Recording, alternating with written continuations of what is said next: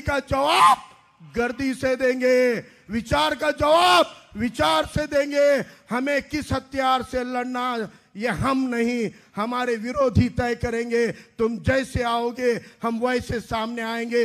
तुम बात की बात करोगे तो हम भी बात से बात करेंगे। तुम हाथ की बात करोगे हम भी हाथ की बात करेंगे। तुम लात की बात करोगे हम भी लात की बात करेंगे।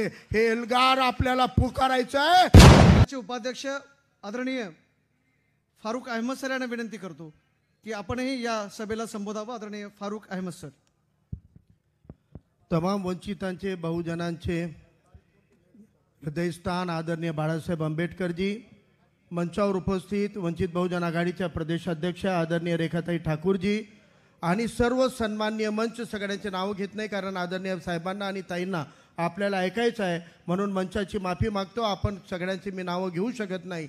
या नांदेड जिल्ह्यामध्ये पावसाचा त्रागा असतानाही, पावसाचा त्रास असताना, चिखलाचा त्रास असतानाही आज सकाळपासून आरक्षण बचाव यात्रेला नांदेडमध्ये दाखल झाल्यापासून या सभेपर्यंत प्रचंड गर्दी करून सफल करणाऱ्या सर्व नांदेडकरांना मी क्रांतिकारी जय भीम करतो। सगळ्यांचे आभार व्यक्त करतो, सगळ्यांचे धन्यवाद व्यक्त करतो। आपण आदरणीय बाळासाहेब आंबेडकरांनी उचललेला हा जे आरक्षण बचाव यात्रेचा जे विडा उचललेला आहे यामध्ये आपल्याला सगळ्यांना सक्रिय सहभागी होता आलेला आहे कारण हा लढा इतिहासामध्ये रचलेला लढा आहे। उद्या या लढ्यावर इतिहास रचला जाणार आहे की जेव्हा या महाराष्ट्रामध्ये मराठा आरक्षण आणि ओबीसी आरक्षणच्या नावानं समाजामध्ये वैमनस्य पसरवण्याचं काम चालू होतं, दंगली पेटवण्याचं काम चालू होतं।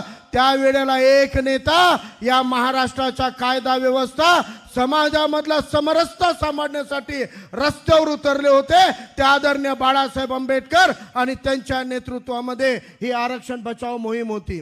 इथं उल्लेख झाला ओबीसींना आरक्षण भेटलं, ओबीसींना आरक्षण भेटलं कारण डॉक्टर बाबासाहेब आंबेडकरांनी संविधानामध्ये एससी एसटीच्या आधी ओबीसी आरक्षणाची तरतूद केली होती आणि ओबीसी आरक्षणाची तरतूद करून सुद्धा 50 वर्ष 60 वर्ष लोटून गेली परंतु ओबीसीला आरक्षण द्यायला कोणताही सरकार तयार नव्हती। त्या काळामध्ये काँग्रेस विरोधाची लाट असताना एक आघाडी बांधण्याचं काम आदरणीय बाळासाहेब आंबेडकरांनी केलं होतं आणि व्हीपी सिंग यांच्या नेतृत्वामध्ये सर्व छोट्या मोठ्या पक्षांना घेऊन बाळासाहेबांनी त्या आघाडीचे समन्वयक आदरणीय बाळासाहेब होते। त्या आघाडीच्या कॉमन मिनिमम प्रोग्राम मध्ये आदरणीय बाळासाहेब आंबेडकरांनी व्हीपी सिंग यांना अट टाकली होती की आम्ही पूर्ण देशभर तुमच्या सोबत राहू परंतु अट आहे की ओबीसीच्या आरक्षणाचा मंडल कमिशनचा जे अहवाल आहे ते कोणती सरकार लागू करत नाही। तुम्ही जर लागू करणार असाल तर व्हीपी सिंग यांची सरकार सत्तेमध्ये आणण्यासाठी आम्ही प्रयत्न करू आणि ते कॉमन मिनिमम प्रोग्राम अजेंड्यावर दिल्यानंतर व्हीपी सिंग यांना सत्तेमध्ये बसवण्याचं काम आदरणीय बाळासाहेब आंबेडकरांनी काश्मीर ते कन्याकुमारी पर्यंत पायाला भिंगरी लावून व्हीपी सिंगची सरकार आणण्यासाठी श्रम केले हे आपल्याला माहित आहे। परंतु जेव्हा सरकार बनली व्हीपी सिंग हे अनेक पक्षांना घेऊन सरकारमध्ये आले, सगळ्या पक्षांना मंत्रीपद पाहिजे होते। तेव्हा व्हीपी सिंग यांनी बाळासाहेबांना विचारलं अंबेडकर जी आपको कौन कौन से मंत्री पद चाहिए पहले बता दीजिए। मंत्री पद के लिए सभी पार्टियां नाराज हो रही है, मैं आपको कितने मंत्री पद चाहिए बताइए। तो बाळासाहेब आंबेडकरांनी सांगितलं की जर तुम्ही सत्तेमध्ये आल्यानंतर मंडल कमिशन लागू करून ओबीसीला आरक्षण देणार असाल तर मला एकाही मंत्रिपदाची गरज नाही, बिना मंत्रिपदाच्या सरकारमध्ये राहोत। हे बोलण्याचं धाडस आदरणीय बाळासाहेब आंबेडकरांनी केलं होतं।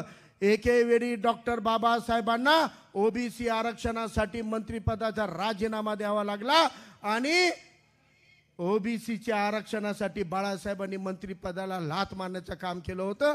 हे आंबेडकर आहेत, हे आंबेडकर आहेत जे इतर सर्व समाज घटकांना न्याय देण्यासाठी लढतात। आता कोणी म्हणते की ही यात्रा का काढली, कोणाच्या मनामध्ये आगळे वेगळे डाऊट पेरण्याचं काम करतायत, बी टीम सारखे आरोप करण्याचं काम करतायत। त्यांना इतकीच आठवण करून देऊ इच्छितो की जेव्हा या महाराष्ट्रामध्ये लाखांचे मोर्चे निघत होते तेव्हा मराठा आरक्षणासोबत ॲट्रॉसिटीच्या विरोधामध्ये लाखाचे मोर्चे निघत होते, तेव्हा ॲट्रॉसिटी लाभार्थी अस्वस्थ झाले आणि त्या मोर्चांना प्रत्युत्तर देण्यासाठी लाखांचे प्रतिमोर्चे काढण्याची जेव्हा तयारी चालू होती तेव्हा महाराष्ट्राची कायदा सुव्यवस्था साबूत ठेवण्यासाठी आदरणीय बाळासाहेब आंबेडकरच नेते होते ज्यांनी प्रतिमोर्चे काढू नका म्हणून आवाहन केलं होतं आणि सांगितलं की कोणाच्या मागणी केल्यानं ॲट्रॉसिटीचा कायदा रद्द होणार नाही, ते संवैधानिक आहे, ते साबूत राहील आणि साहेबांनी ती जबाबदारी घेऊन तेव्हा दोन समाजामध्ये आमने सामने होण्याचं संकट टाळलं होतं. आजही महाराष्ट्रामध्ये भांडणे तंटे लावण्याचं काम आहे. गावामध्ये याचे परिणाम आपण बघत आहोत. आमच्या नांदेड जिल्ह्यामध्ये धुर्याला लागून धुर्रा असलेले शेजारी राहतात, गावामध्ये सर्व छोटे मोठे समाज राहतात. आता जेव्हा मराठा आरक्षण आणि ओबीसी आरक्षणाचे दोन समाज आमने सामने उभे राहिले तर जुने वाद कोरून काढून ओबीसी म्हणून हल्ले होत आहेत का? तर हो, होत आहेत. नांदेडमध्ये हदगावमध्ये एका ओबीसी बांधवाची हत्या करण्यात आली आणि बिलोली तालुक्यामध्ये सुद्धा एका ओबीसीवर हल्ला झालेला आहे.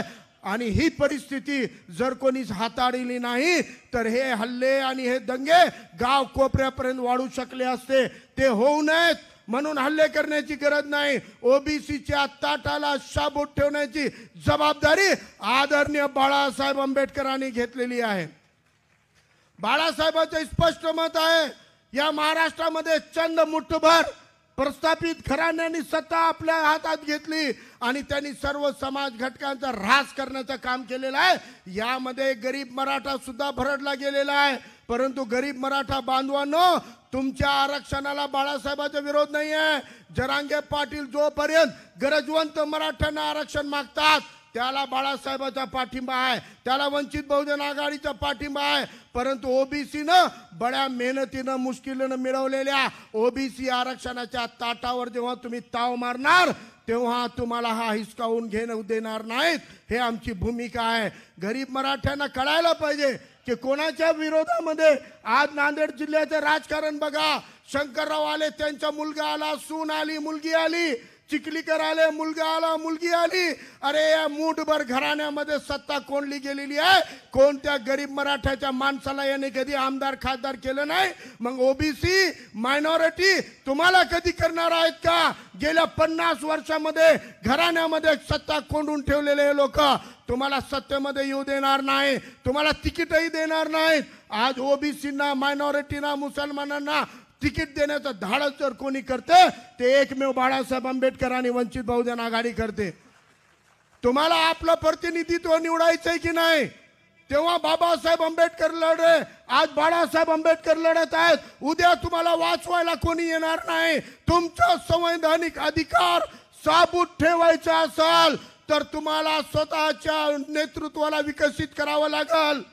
सत्ताधारी पक्षामधले असो की विरोधामधले असो, त्या पक्षाच्या ओबीसी नेत्यांना मला प्रश्न विचारायचा आहे.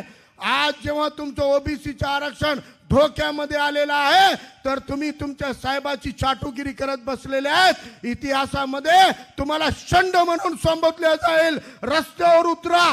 तुमचा नेता जर भूमिका घेत नसाल, शरद पवार भूमिका घ्यायला तयार नसतील, उद्धव ठाकरे भूमिका घ्यायला तयार नसतील, राहुल गांधी खरगे भूमिका घ्यायला तयार नसतील, एकनाथ शिंदे भूमिका घ्यायला तयार नसतील, फडणवीस भूमिका घ्यायला तयार नसतील तर त्यांच्या पक्षामधील लाचारीला धुडकावून लावा.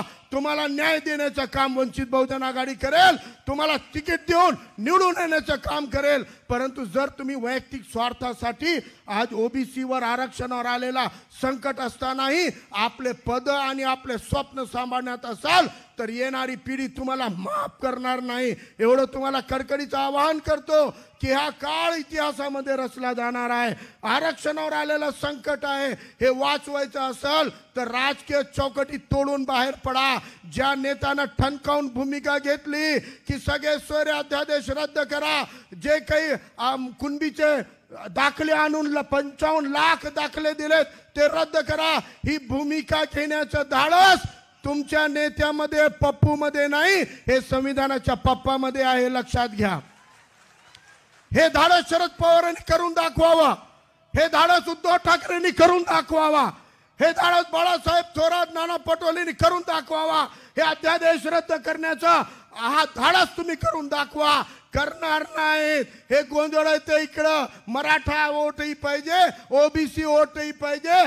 स्वतःच्या मतदानासाठी समाजामध्ये तंटे आणि दंगली पेरण्याचा डाव यांनी लावलेला आहे. हा डाव ओळखून घ्या. आज तुम्हाला वाचवण्यासाठी, आज संवैधानिक अधिकार वाचवण्यासाठी बाळासाहेब पुढे आलेले आहेत. या संधीचं सोनं करा. या आरक्षण बचाव यात्रेमध्ये सहभागी व्हा. 7 तारीख लक्षात ठेवा. 7 ऑगस्टला मंडलचं आयोग लागू झाला होता. 7 ऑगस्टला VP सिंग यांनी मंडल कमिशन लागू केला, ओबीसींना आरक्षण दिला. येणाऱ्या 7 ऑगस्ट रोजी हा मंडल दिन औरंगाबाद येथे साजरा करायचा आहे. मोठ्या संख्येने ओबीसी बांधवांनी, सर्व समाज घटकामध्ये ओबीसी आहेत, मुसलमानांमध्ये सुद्धा आहेत. आज आपल्याला मिळालेलं आरक्षण कायम ठेवायचं असेल तर 7 ऑगस्टला औरंगाबाद मध्ये एल्गार करण्याची जबाबदारी आपली आहे. गर्दी का जवाब गर्दी से देंगे, विचार का जवाब विचार से देंगे. हमें किस हथियार से लड़ना ये हम नहीं, हमारे विरोधी तय करेंगे. तुम जैसे आओगे हम वैसे सामने आएंगे.